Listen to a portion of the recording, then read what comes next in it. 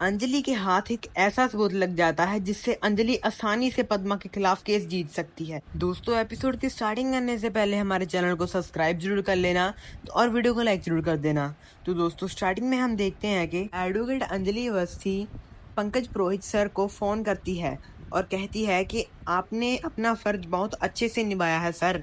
यहाँ पर पद्मा को जहर देने की कोशिश की गई है और आपने तो यहाँ पर एक कांस्टेबल खड़ा किया था ना। कहाँ है वह कांस्टेबल? आप अपनी ईमानदारी, आपकी ड्यूटी बहुत ही अच्छे तरीके से निभा रहे हैं सर। पंकज पुरोहित कहते हैं कि मेरे को नहीं पता पद्मा को जहर कौन दे रहा था, लेकिन मैंने वहां पर अपना कांस्टेबल खड़ा किया था, विद्युत वहां पर खड़ा था, सारी जानकारी वह मेरे को दे रहा था। अंजलि कहती है कि कहाँ है विद्युत, मेरे को तो दिखाई नहीं दे रहा। पंकज पुरोहित सर कहते हैं कि मैं अभी वहां पर आता हूँ। इतना ही कहकर पंकज पुरोहित सर फोन काट देते हैं। अंजलि अवस्थी नर्स से सवाल करती है कि और कहती है कि पद्मा को जहर क्यों दे रही थी। नर्स कहती है मैं पद्मा को जहर नहीं दे रही थी। अंजलि कहती है कि अगर मैं अब तक नहीं आती तो तुम पद्मा को जहर देकर पद्मा को मार चुकी होती, अभी तक पद्मा की मौत हो चुकी होती। नर्स कहती है कि प्लीज मेरी बातों का भरोसा कीजिए, मैंने पद्मा को जहर देना नहीं चाहती थी, बल्कि मैं तो पद्मा के लिए एंटीबायोटिक लेकर आई थी। हो सकता है कि अंतरा के बीच रास्ते में दवाई बदल दी हो, क्योंकि बीच रास्ते में आते आते मेरे को अंतरा मिली थी और अंतरा कह रही थी कि मेरे को डॉक्टर बुला रहा है, लेकिन मैं जब चैम्बर में गई थी तो मेरे को वहां पर डॉक्टर नहीं दिखे। हो सकता है कि अंतरा मेरा ध्यान भटकाकर पद्मा को जहर दिलवाना चाहती हो। अंजलि कहती है कि अंतरा कौन कौन है अंतरा? नर्स बताती है कि अंतरा मेरी कलीग है। अंतरा भी एक नर्स है जो कि इसी हॉस्पिटल में काम करती है। अंजलि कहती है कि अंतरा से तो मुझे मिलना पड़ेगा। अगले ही सीन हमें विद्युत को दिखाया जाता है, जिसको पंकज पुरोहित सर बहुत ज्यादा चिल्ला रहे होते हैं। पंकज पुरोहित कहते हैं कि यह तुम्हारी ड्यूटी, अभी अगर अंजलि अवस्थी नहीं आती तो तब तक पद्मा की मौत हो चुकी होती, तो और तुम्हारी ड्यूटी के अच्छे ढंग से क्यों नहीं हो रही?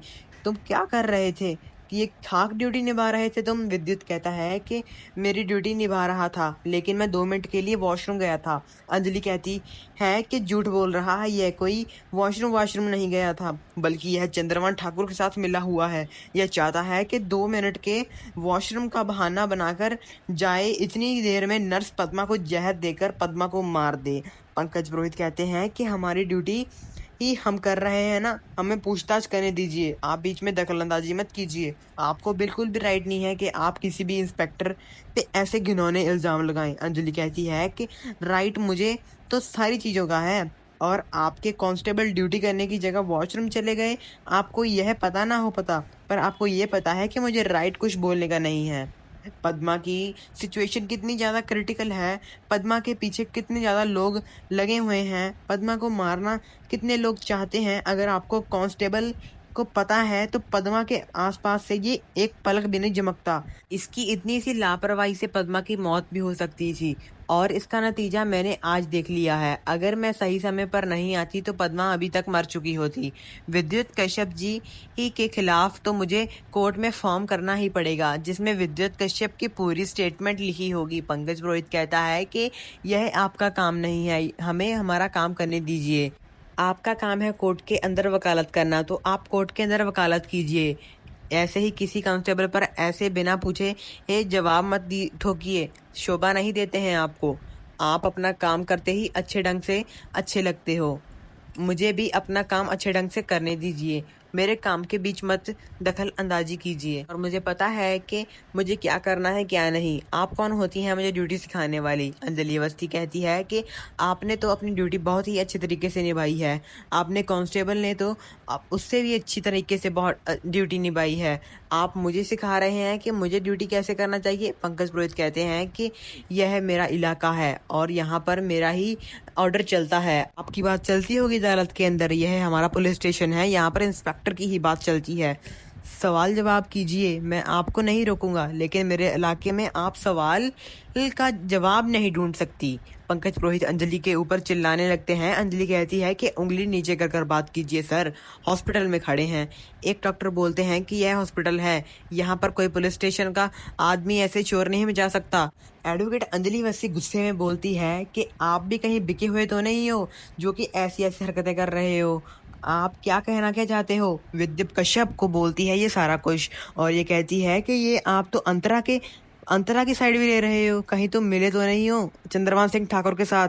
कश्यप जी स्टेटमेंट लीजिए, अंतरा के नाम की नर्स का स्टेटमेंट लीजिए, आपको कोई ना कोई सुराग तो मिल ही जाएगा। इंस्पेक्टर पंकज पुरोहित कहते हैं कि जहर की बोतल तो और सारे सबूत मेरे ही हैंड ओवर कर दो। अंजलि कहती है कि सबूत तो मैं नहीं दूंगी, सबूत तो मेरे पास ही रहेंगे। इतना ही कहकर अंजलि वहां से चले जाती है। अगले ही सीन में हम देखते हैं पंकज पुरोहित को देखते हैं जो कि विद्युत कश्यप और नर्स का स्टेटमेंट ले रहे होते हैं। पंकज पुरोहित अंतरा से सवाल पूछते हैं कि क्या नर्स की ट्रे तुमने तुम्हारे हाथ में ली थी? क्या जहर की बोतल अदला बदली की है तुमने? अंतरा कहती है कि नहीं नहीं, मैंने तो कोई बोतल हाथ में नहीं ली थी, ना ही मैंने इसकी ट्रे ली थी। ये तो सारा कुछ झूठ बोल रही है, झूठी है ये, झूठी। पंकज पुरोहित सर अंतरा का स्टेटमेंट लेते हैं और अंतरा हाँ झूठा स्टेटमेंट पंकज पुरोहित सर मान लेते हैं। लेकिन अंजलि अवस्थी वहां आ जाती है क्योंकि अंजलि अवस्थी को पता था कि यह नर्स झूठ बोल रही है, बल्कि पद्मा को जहर भी अंतरा के नाम की नर्स ने ही देना चाहती थी और वह पंकज पुरोहित सर आपसे झूठ बोलना चाहती है। ये झूठी नर्स है सर, आपको समझ क्यों नहीं आ रहा? दूसरी नर्स सच बोल रही है। इस अंतरा ने उसका इंजेक्शन अदला बदली कर दी थी कल, ये अपने पाँव पर पानी नहीं पड़ने दे रही। आप समझ क्यों नहीं रहे हो बात सर? ये झूठ बोल रही है, झूठ। तभी जो सच्ची नर्स होती है जो कि गलतफहमी से इंजेक्शन लगाने वाली होती है, वो एडवोकेट अंजलि अवस्थी को अपने पास बुलाती है और कहती है कि एडवोकेट अंजलि अवस्थी, मैं तो बेवजह ही फंसे जा रही हूँ, अब मैं क्या करूँ? उससे गुहार लगाती है। तभी एडवोकेट अंजलि अवस्थी कहती है कि तुम फिक्र मत करो, मेरी कोर्ट में बात चलती है और बाहर मेरा हाथ। तभी एडवोकेट अंजलि अवस्थी पंकज पुरोहित सर को कहती है कि सर आप कीचड़ में खिले हुए फूल हो, आपके पिता ने आपको कैसे पाला है ये आपको भी पता है, पर आप 10 लोगों के बीच, 10 बुरे लोगों के बीच मिलकर आप भी बुरे क्यों बनी जा रहे हो? आप इस झूठ की दलदल में फंसे जा रहे हो। तभी पंकज पुरोहित सच बोलने वाले होते हैं लेकिन वो बोल नहीं पाते और कहते हैं कि समय आने पर जरूर तुम्हें बताऊंगा एडवोकेट अंजलि अवस्थी कि मेरे दिल पर क्या बीत रही है, लेकिन मैं तुम्हें जल्द ही मिलूंगा। तभी वो ये बात कहकर वहां से चले जाते हैं। तभी एडवोकेट अंजलि अवस्थी को फोन आता है अमन सिंह राजपूत का। अमन सिंह राजपूत कहते हैं कि अंजलि कैसी हो तुम, जल्दी से घर पर आ जाओ, सारे जाने इकट्ठे हैं। तो एडवोकेट अंजलि अवस्थी है, सारे जाने कौन? सारे जाने मतलब आप कहना क्या चाहते हो? सारे जाने मतलब के पापा। तभी अमन सिंह राजपूत कहता है कि तुम्हारे पापा, मेरे पापा, तुम्हारी मम्मी, मेरी मम्मी, सारे लोग इकट्ठे हुए हैं, देखो कितने खुश हैं, तुम जल्दी से घर आ जाओ, हम बिल्कुल वेस्टर्न स्टाइल पार्टी करेंगे। तभी वहां पर राघव सिंह राजपूत आते हैं और अमन सिंह राजपूत से फोन खींचते हैं और कहते हैं कि अंजलि बेटा तुम जल्दी से घर आ जाओ, ये तो कुछ भी बोलता रहता है, हम वेस्टर्न स्टाइल नहीं बिल्कुल देसी स्टाइल में पार्टी करेंगे, सारी रात नाचेंगे, घूमेंगे, मजे करेंगे, बस तुम जल्दी से आ जाओ। तो दोस्तों आज का ये खूबसूरत एपिसोड यहीं पर एंड हो जाता है। रोजाना एडवोकेट अंजलि अवस्थी देखने के लिए हमारे चैनल को सब्सक्राइब करें। तो दोस्तों कल हमें बहुत ही धमाकेदार सीरियल देखने को मिलेगा। एडवोकेट अंजलि अवस्थी फाइट करेगी पंकज पुरोहित के साथ, तो बहुत मजा आने वाला है। मिलते ही आपको ऐसे ही धमाकेदार एपिसोड के साथ, तब तक के लिए हमारे चैनल को सब्सक्राइब कर लेना।